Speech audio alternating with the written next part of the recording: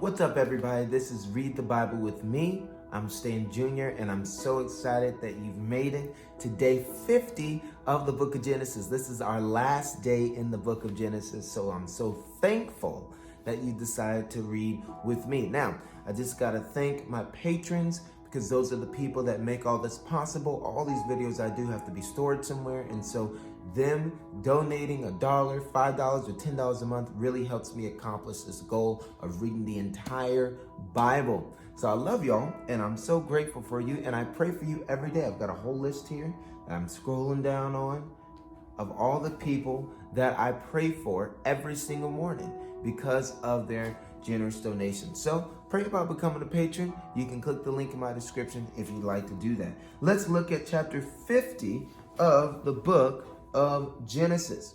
It says, when Joseph fell on his father's face and wept over him and kissed him, and Joseph commanded his servants, the physicians, to embalm his father.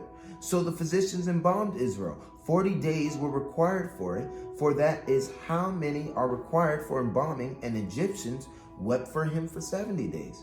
And when the days of weeping for him were past, Joseph spoke to the household of Pharaoh, saying, if now I have found favor in your eyes, please speak in the ears of Pharaoh, saying, my father made me swear, saying, I am about to die, in my tomb that I hewed out for myself in the land of Canaan. There shall be you bury me. Now therefore, let me please go up and bury my father. Then I will return. And Pharaoh answered, go up and bury your father, as he made you swear. So Joseph went up to bury his father. With him went up all the servants of Pharaoh, the elders of his household, and the elders of the land of Egypt, as well as the household of Joseph, his brothers and his father's household. Only their children, their flocks, and their herds were left in the land of Goshen.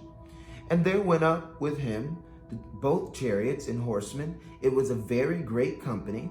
When they came to the threshing floor of Atad, which is beyond the Jordan, they lamented there with a very great and grievous lamentation. And he made a mourning for his father 7 days. When the inhabitants of the land, the Canaanites, saw the mourning on the threshing floor of Atad, they said, this is a grievous mourning by the Egyptians. Therefore, the place was named Abel Mizraim. It is beyond the Jordan. Thus his sons did for him as he commanded them. For his sons carried him to the land of Canaan and buried him in the cave of the field at Machpelah, to the east of Mamre, which Abraham brought with the field from Ephron and the Hittite to possess as a burying place. After he had buried his father, Joseph returned to Egypt with his brothers and all who had gone up with him to bury his father. When Joseph's brothers saw that their father was dead, they said, it may be that Joseph will hate us and pay us back for all the evil that we did to him. So they sent a message to Joseph saying, your father gave this command before he died. Say to Joseph, please forgive the transgression of your brothers and their sin, because they did evil to you. And now, please forgive the transgression of your servants of the God of your father. Joseph wept when they spoke to him. His brothers also came and fell down before him and said, behold, we are your servants. But Joseph said to them, do not fear, for I am in the place of God. Am I in the place of God? He's saying, I'm not God.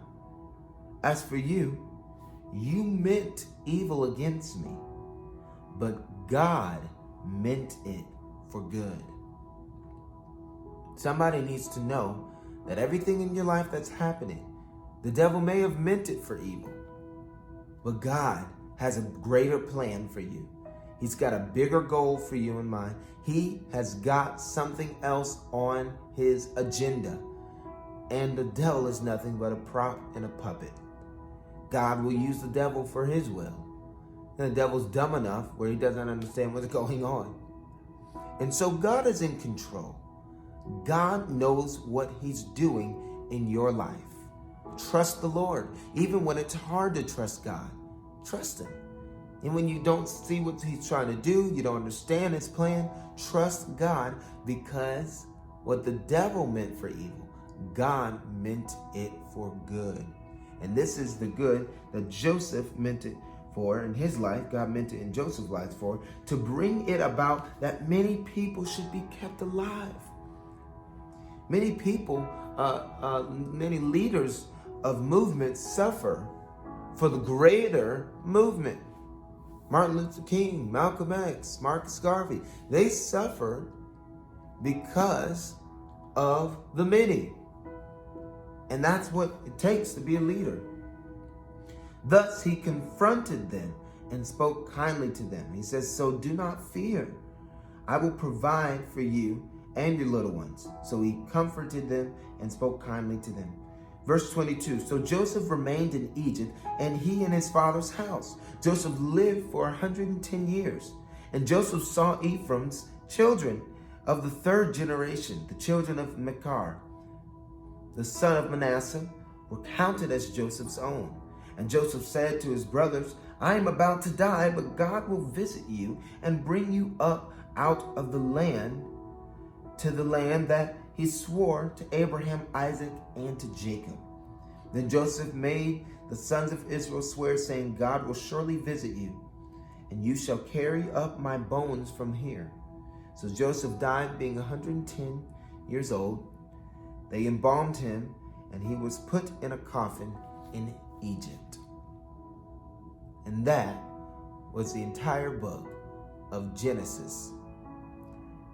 Well, I'm so happy that you've decided to read the Bible with me every day. If you'd like to support this ministry further, if you've gotten any value out of me reading and kind of explaining what's going on in the Bible, I'd ask you to go to my description and you can become a patron there. You can buy some hoodies, you can buy some t-shirts, you can buy some crew necks. Just thank you for supporting. It really means a lot. Please subscribe if you haven't subscribed. I really appreciate all of my subscribers here on YouTube. You guys are the first tribe. You're my first. So thank you so much for being involved with Read the Bible with me. I'm Stan Jr. Next time I see you, we'll be reading the book of Mark.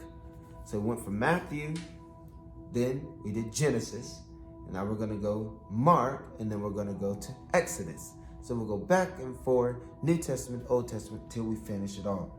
All right? Mark will be the next time I see you. God bless you. Peace.